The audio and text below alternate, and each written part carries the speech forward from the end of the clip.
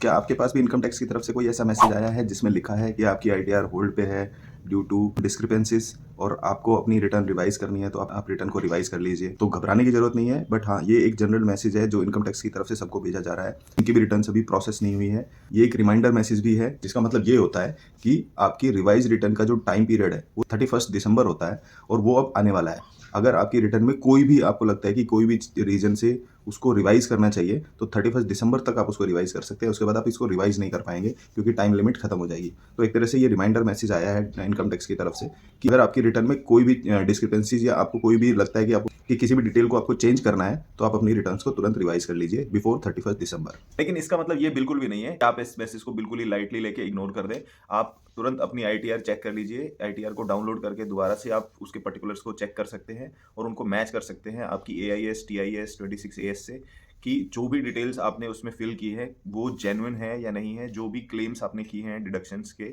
और एग्जेम्पशंस या कुछ भी आपने अगर क्लेम किया है तो वो जेन्युइन है या नहीं है। और अगर कुछ भी आपको डाउटफुल लग रहा है तो आप अपनी आईटीआर को रिवाइज कर लीजिए बिफोर 31 दिसंबर। और अगर 31 दिसंबर तक आप रिवाइज नहीं कर पाते हैं तो फिर उसके बाद आप अपनी रिटर्न को रिवाइज नहीं कर पाएंगे। हाँ, अपडेटेड आईटीआर का ऑप्शन खुला रहेगा, but still it's always better to file the revise return.